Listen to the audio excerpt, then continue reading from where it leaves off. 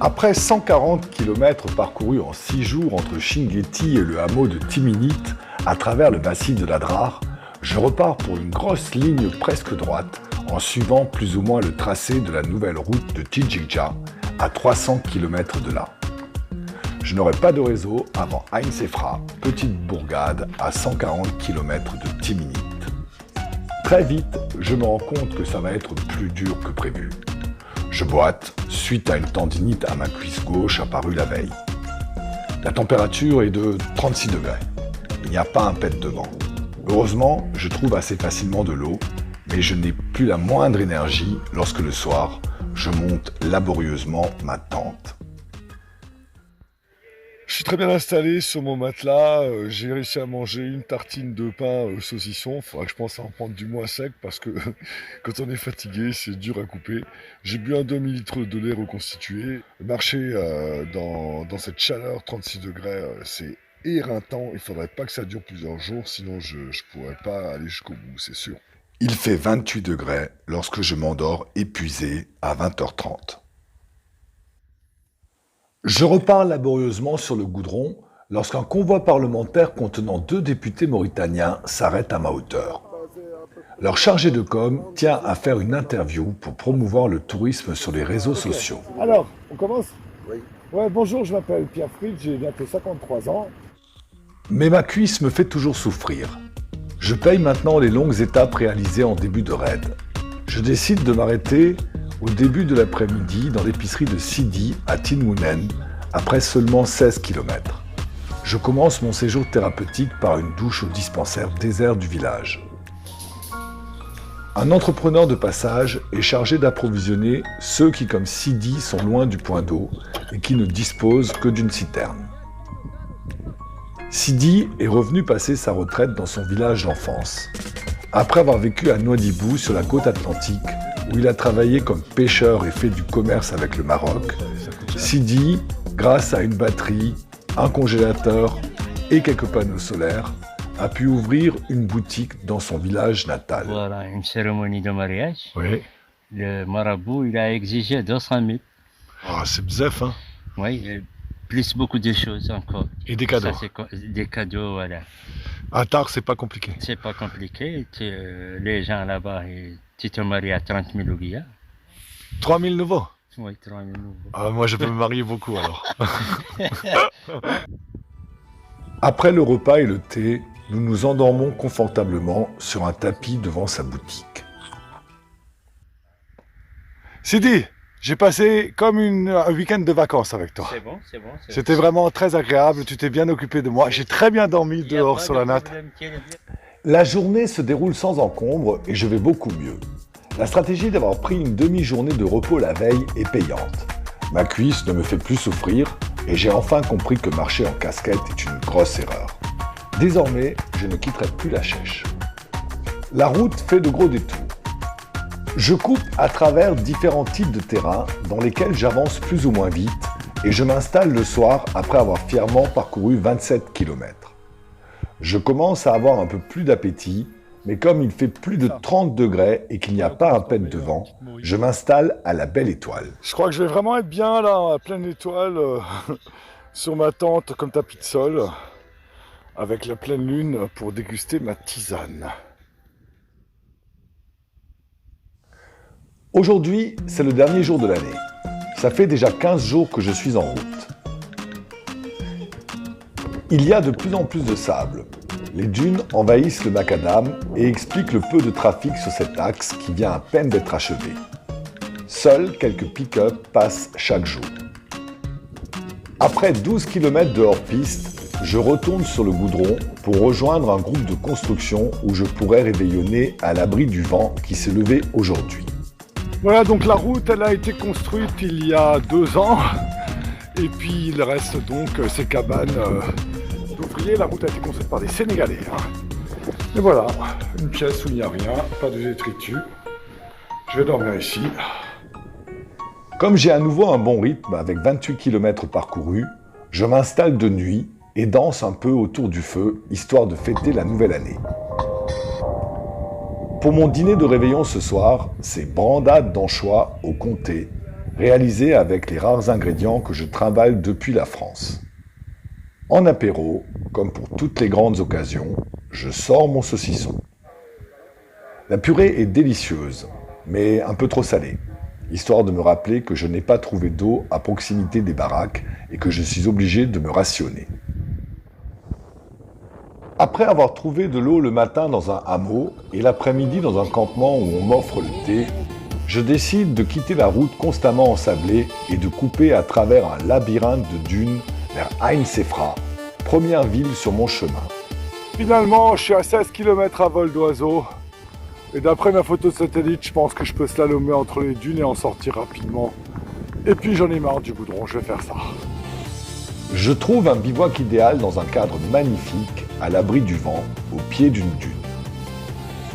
Je ne suis plus qu'à 10 km d'Ain Sefra, où je compte me reposer et ravitailler demain à midi.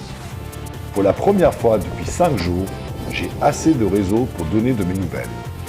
Je suis maintenant de nouveau complètement en forme, j'arrive de nouveau à faire dans les 30 km par jour. Grâce au vent, je pense, aussi grâce à la chèche. Et maintenant, j'ai de nouveau de l'appétit, j'ai la pêche et j'ai plaisir à ce que je fais. Je me réjouis de renouer aujourd'hui avec la civilisation, mais le terrain est difficile. Le sable mou et les pierriers ne facilitent pas ma progression. Après une traversée fatigante de l'Oued et de sa palmeraie, j'arrive enfin à midi à Ain Sefra, où on me loue une maison dans laquelle je vais pouvoir récupérer confortablement, me laver et faire du linge. Je visite sommairement la petite ville de 1200 habitants et trouve dans les épiceries tout le ravitaillement qu'il me faut. Le soir, je suis invité chez Monsieur le maire, qui me donne des informations sur la ville et la suite de mon voyage. Ici, la population d'Ain Sefra avant, c'était des nomades.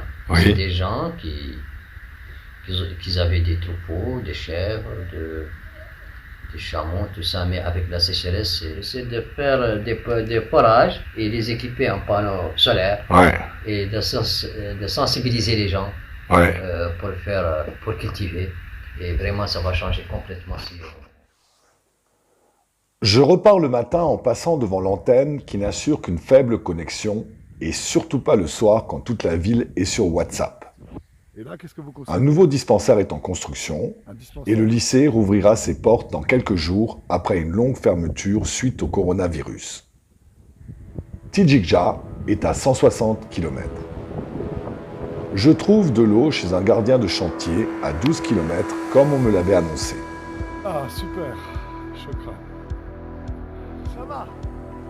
Chokran. Je repars avec le plein d'eau car il n'y a aucune habitation sur mon chemin avant demain après-midi. Comme je suis en forme et que la route fait un gros détour, je décide de couper. En fin de journée, je me rends compte que j'ai commis une erreur de navigation. Bon, ben, j'aurais mieux fait de regarder plus attentivement ma photo satellite. En voulant couper tout droit, j'ai pas fait attention à la raison pour laquelle la route fait une énorme boucle, mais en fait c'est parce qu'il y a cet énorme massif d'une heure de 12 km d'épaisseur. Bon, c'est super beau, mais la vitesse c'est 2 km/h. Je finis par m'installer sans avoir réussi à rejoindre la route. Je déguste le soir un délicieux poisson grillé que j'ai récupéré le matin dans le congélateur d'une épicerie d'Ain Sefra. Aujourd'hui, je paye les 28 km réalisés la veille avec un sac chargé au maximum, à savoir 18 kg. J'emprunte le chemin le plus facile pour rejoindre le goudron en suivant les traces d'un gros troupeau de chameaux. Mais mon dos est douloureux et la progression difficile. Oui, c'est la petite forme, j'ai pas mal aux jambes, j'ai pas mal aux pieds, je suis pas déshydraté, mais j'ai mal dormi parce que j'ai un lumbago dans le bas du dos. Je quitte progressivement la zone de dunes et rencontre mes premiers chameaux.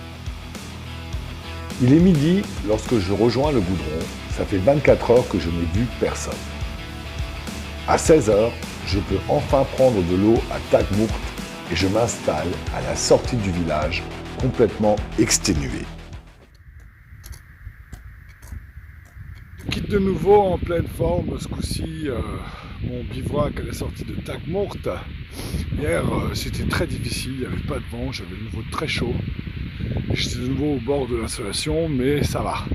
J'ai pu manger correctement hier soir, j'ai testé pour la première fois la sauce tomate concentrée avec les spaghettis, c'est quand même meilleur. Je n'ai pas le temps de m'ennuyer. La route offre régulièrement son spectacle de gymkhana de pick-up à travers les dunes et de troupeaux de chameaux menés au pâturage par de magnifiques chameliers, véritables cow-boys du désert. Après avoir coupé dans une belle boucle, je profite de l'ombre d'un rocher surplombant la route pour confectionner mon roulé au jambon quotidien. La vache qui rit a remplacé le comté, mais il me reste du jambon fumé qui se conserve super bien malgré les 36 degrés que j'ai quotidiennement désormais. L'après-midi, je passe le long de mon premier champ de mil, indice qui m'annonce l'entrée dans une autre zone climatique. Le Sahel n'est plus loin. Il est 17h20.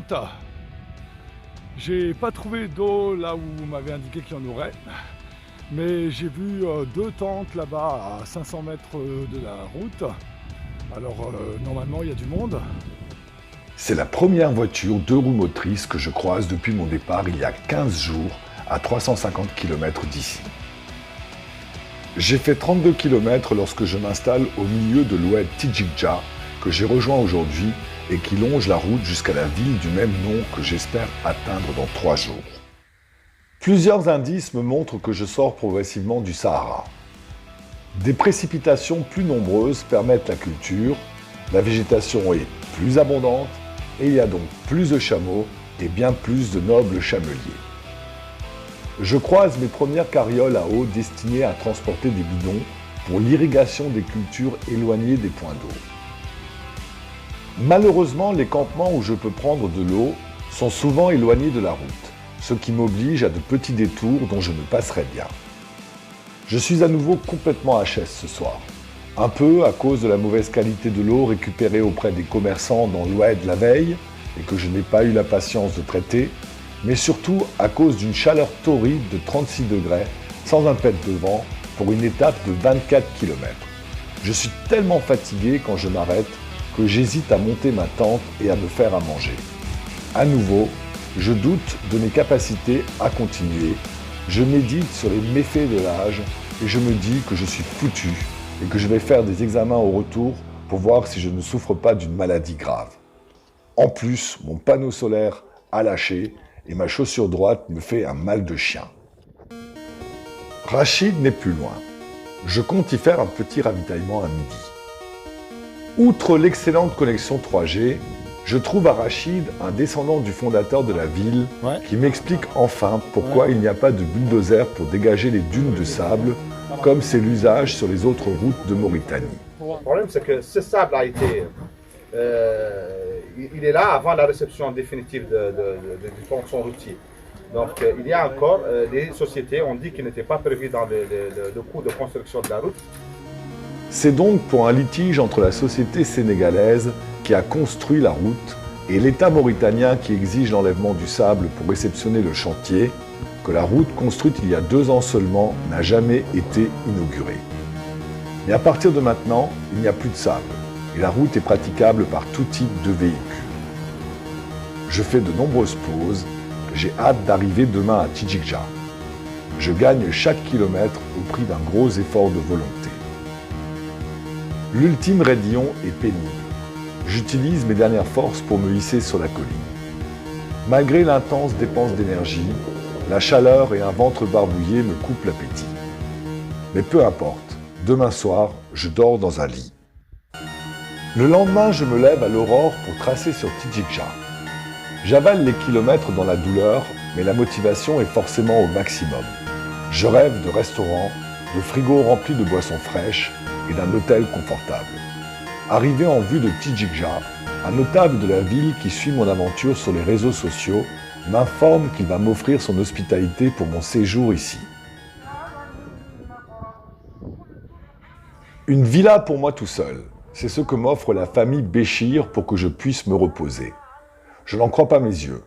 Je vais passer ici 2 jours de repos complet qui me permettront, je l'espère, de repartir en forme. J'organise mon temps entre les repas copieux que me livre mon hôte 2 fois par jour, la réparation de mon matériel et les balades en ville. Tijikja est la capitale du Tagan, vieille ville caravanière de 12 000 habitants et seul centre commercial du coin. On y rencontre nomades et commerçants. La ville est approvisionnée 4 fois par semaine par de gros camions qui viennent de Nouakchott par la vieille route. On y trouve de tout. J'ai déniché même facilement de quoi remplacer mon panneau solaire haut de gamme et hyper fragile à 100 € par le modèle local à 8 €. Je profite pleinement de l'atmosphère de la ville pour me reposer et sens mes forces et mon appétit revenir petit à petit. Je suis exactement à la moitié de mon voyage, j'ai fait plus de 400 km et je me dis que ça serait bien dommage de ne pas continuer.